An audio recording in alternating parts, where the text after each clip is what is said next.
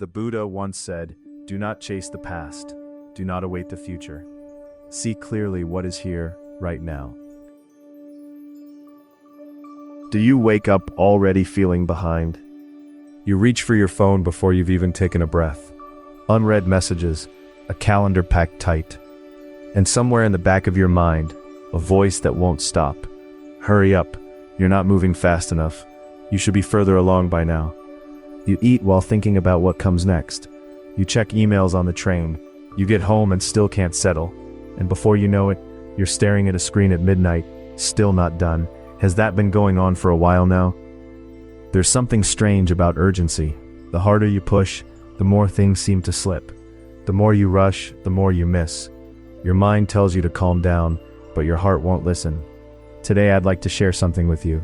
Words spoken over 2,500 years ago. For anyone carrying that weight of restlessness. Take your time. There's no hurry here. A monk was once asked by a student, "Master, I have so much to do. How will I ever finish?" The master poured tea into the student's cup until it overflowed and said nothing. You cannot fill what is already full, and you cannot move forward while clutching everything at once. What I want to share comes from one of the oldest Buddhist scriptures, a collection of the Buddha's teachings known as the Dhammapada, which means words of truth. Its verses are short, almost like poems, but each one carries something that reaches across centuries, and within it, there's a story about a young monk. He was deeply earnest, perhaps one of the most dedicated students the Buddha had. He wanted to awaken more than anything, so he pushed himself without mercy. Every morning before dawn, every night until he could barely stand, he walked in meditation, back and forth, until the soles of his feet were raw and bleeding. He refused to stop. He believed that if he just tried harder, longer, more intensely, something would finally break open inside him. But it didn't. The harder he pushed, the more a different feeling took hold. Frustration, doubt, a creeping despair. Why isn't it working? What's wrong with me? I'm doing everything right. He went to the Buddha and confessed all of it. The Buddha listened quietly. Then he asked a gentle question. "Before you became a monk, you played the veena, didn't you? A stringed instrument." The young monk looked up, surprised. "Yes," he said.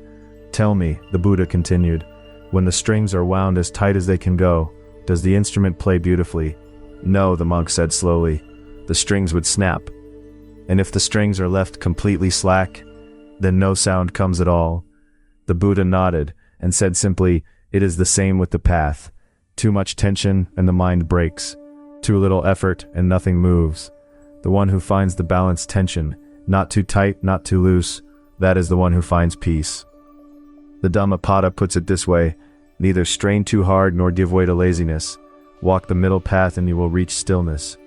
Something in the young monk's chest loosened, not all at once, but slowly, like a knot beginning to give way. Let's sit with what this story is really saying. The image of the stringed instrument, it points to something the Buddha called the middle way. Not a compromise between effort and laziness. Something more precise than that. It's the understanding that there is a right tension, and that finding it requires sensitivity, not force. The Buddha himself had lived both extremes before his awakening. For years, he subjected his body to severe austerities, barely eating, barely sleeping, pushing himself to the edge of death. And it led nowhere. The strings snapped. That's when he understood. The path isn't about how hard you can push. It's about how wisely you can hold. The Dhammapada also carries this line: a rushing mind becomes its own chains. Think about what urgency actually does to us. When we're in that state, I need to finish this now, I'm already behind, why isn't this done yet? Where is our mind? It's not here. It's living somewhere in the future that hasn't arrived yet, or pulling at a past that's already gone. We're physically in one place, but mentally we've left the room entirely. That gap between where your body is and where your mind has run off to, that's where urgency is born. The Dhammapada says it plainly. Do not chase the past. Do not await the future. See clearly what is here right now. This isn't permission to stop trying. It's an invitation to try here. In this moment, with this breath, I'll miss one thing in front of you. Not the 10 things after it, this one. A veena string wound to just the right tension doesn't strain to make sound. It simply is, and the music comes. Your mind, held at just the right tension, doesn't have to chase anything. It simply meets what's here and moves through it with surprising ease. This is why the masters often say, slow down to arrive faster. A monk who rushes through the morning sweeping, leaves the corners unswept, and returns tomorrow to the same corners. A monk who sweeps slowly, completely. So what does this actually look like in the middle of a regular day?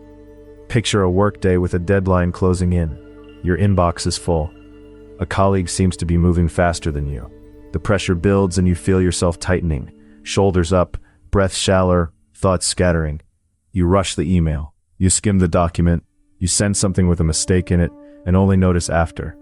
The string snapped, not because you weren't trying, because you were trying too hard in too many directions at once. What the Dhammapada quietly suggests is this: do one thing and do it with care.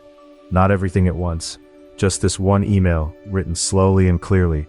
Just this one paragraph, read with your full attention. That kind of focused gentleness is paradoxically faster and far more reliable than frantic multitasking. The same is true in relationships.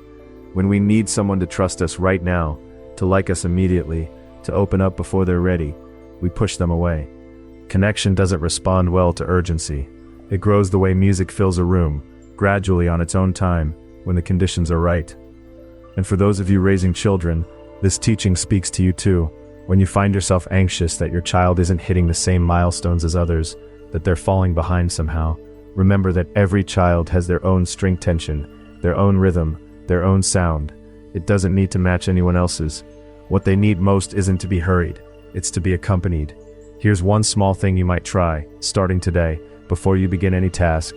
Just one breath, a single deliberate inhale and exhale. And then quietly, almost like a whisper to yourself, this one thing, with care. That's it.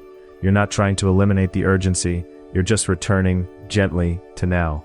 The Dhammapada has been pointing us back to this for 2,500 years. The practice won't always hold. There will be afternoons when you forget completely, when you've sent 3 rushed emails, snapped at someone you love, and only realize at the end of the day, sitting in your car in the driveway, that you were somewhere else entirely. That's not failure. That's the string going slack, and you noticing. The monk Ajahn Chah used to say that the moment you realize you've been lost is itself a moment of wakefulness, not a consolation prize, but the real thing. Before we close, I want to say one thing. Feeling urgent isn't a flaw. It means you care. It means you're taking your life seriously. The monk who walked until his feet bled wasn't wrong to want something deeply. He was just holding the string too tight. You've probably been doing the same, caring so much that you've been running on tension for longer than you realize. But the string can be loosened just a little. And when it is, the music doesn't stop. It gets clearer. The path you're on isn't going anywhere. A pause doesn't erase your progress. Give yourself the space of one breath. You've earned it. Thank you for being here today and for taking this time with me. I hope something in these words finds a place to rest inside you, and that wherever you go from here, you carry your days just a little more gently. May you walk out of here the way water moves, not because it is trying to reach the sea, but simply because that is its nature. A farmer I once heard about spent years fighting the river beside his land, building walls, redirecting its course, exhausting himself season after season, until one spring he stopped, and the river found its own way around the rocks, quiet and unhurried, as it always had.